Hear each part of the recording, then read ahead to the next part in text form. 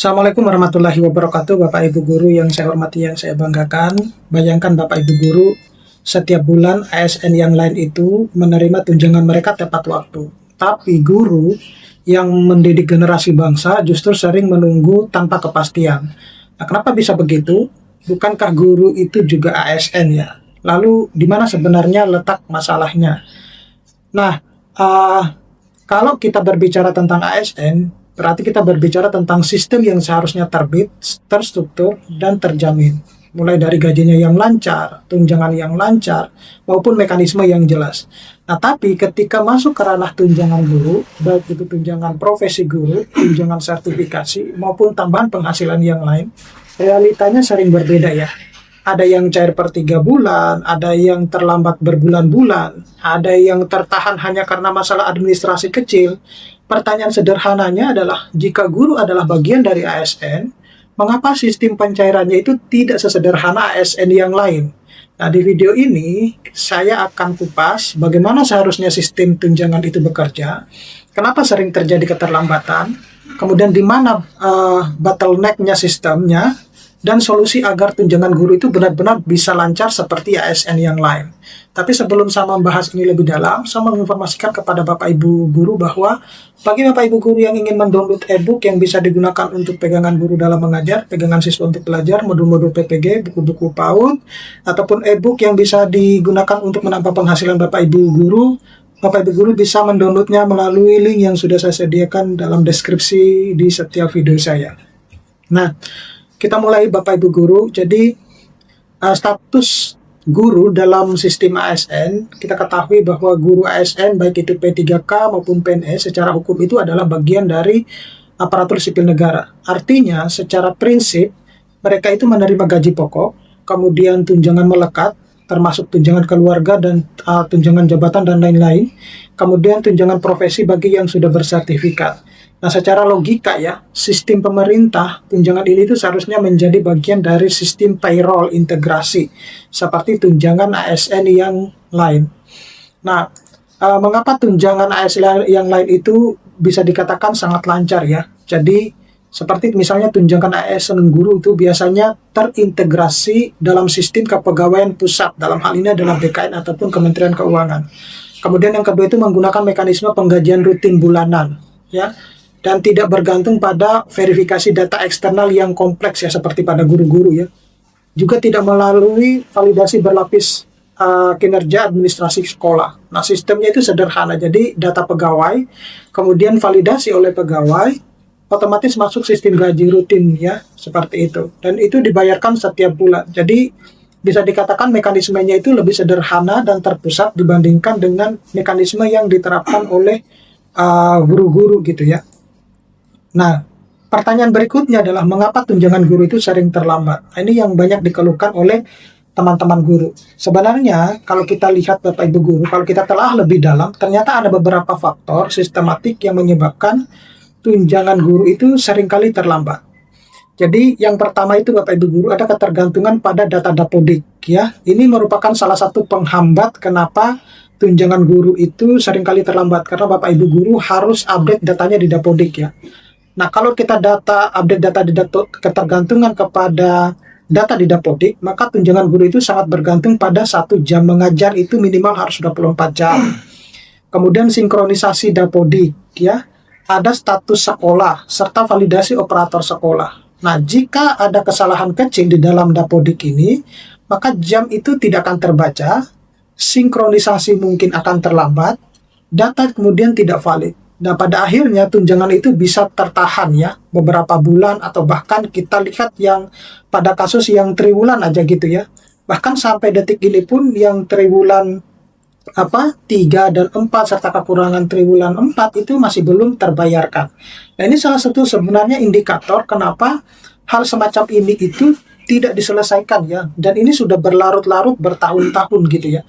Kita seringkali terpaku pada sistem-sistem baru yang wacanakan atau yang dikeluarkan, yang diresmikan oleh pemerintah. Tetapi sebenarnya ya sistem itu bisa dikatakan belum siap sama sekali gitu.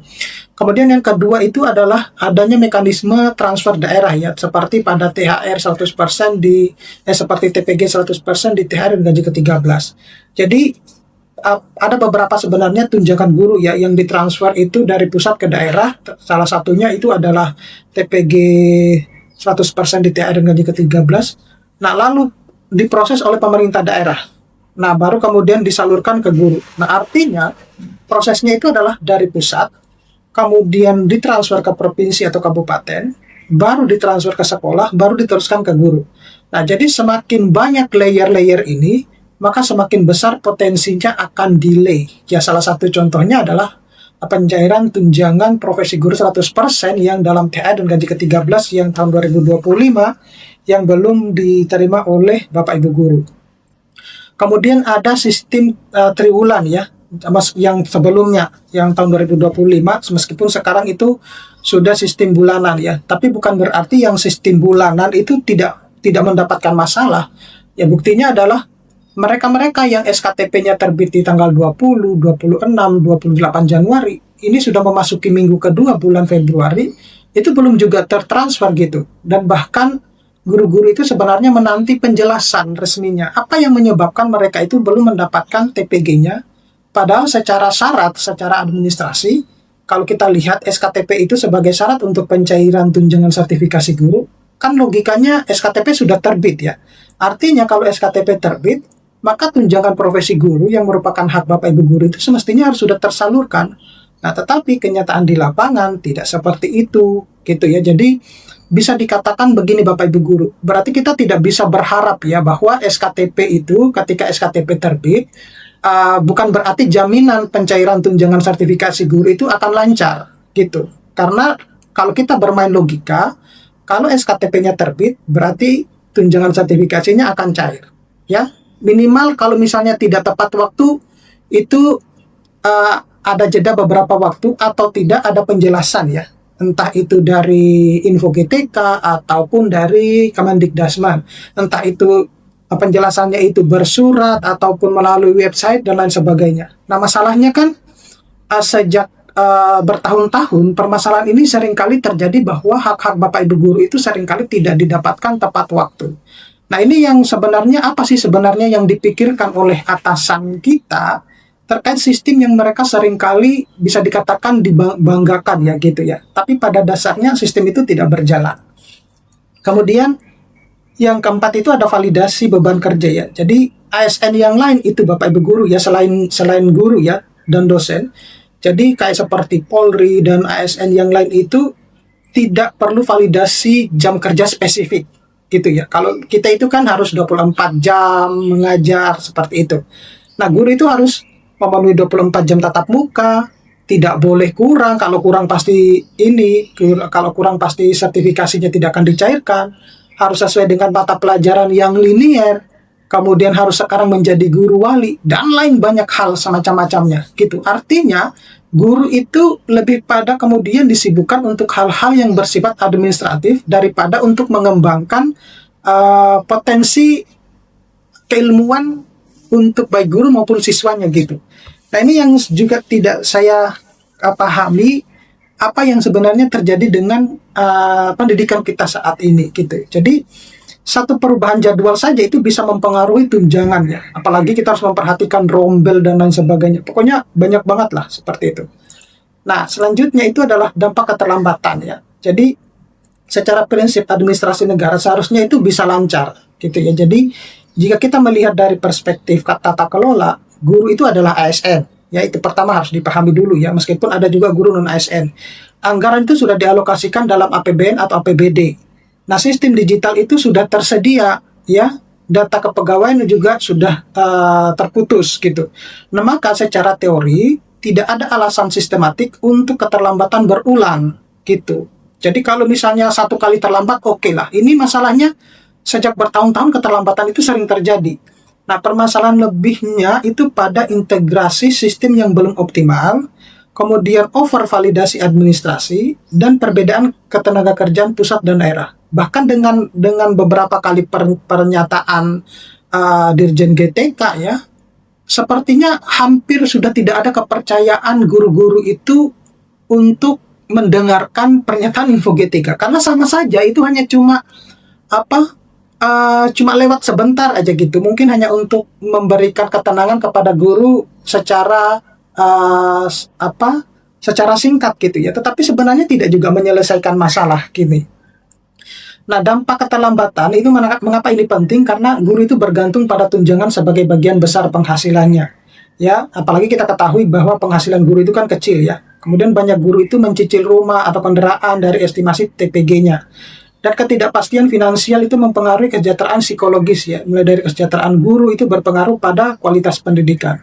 Nah, untuk solusi agar tunjangan ini lancar, jadi harus ada integrasi sistem payroll nasional ya. Jadi tunjangan profesi masuk dalam skema pengajian rutin ASN.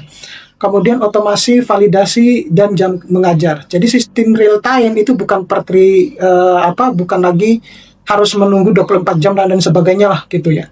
Pengurangan layer transfer ya, jadi langsung dari pusat ke rekening ini sudah memang dilakukan ya, tapi itu juga banyak hal yang menyebabkan tidak tepat waktu.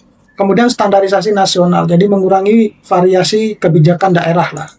Nah, sebagai penutup, jadi guru itu sebenarnya bukan meminta lebih, guru itu hanya meminta kepastian. Nah, jika ASN lain itu menerima tunjangan secara rutin dan pasti, maka guru pun seharusnya mendapatkan perlakuan yang sama. Karena di tangan guru lah masa depan bangsa ini dibentuk. Seperti itu. Oke, saya kira cukup sekian Bapak Ibu Guru. Mudah-mudahan ini bisa bermanfaat. Nanti kita akan ketemu pada video-video selanjutnya. Saya Iri, Assalamualaikum warahmatullahi wabarakatuh.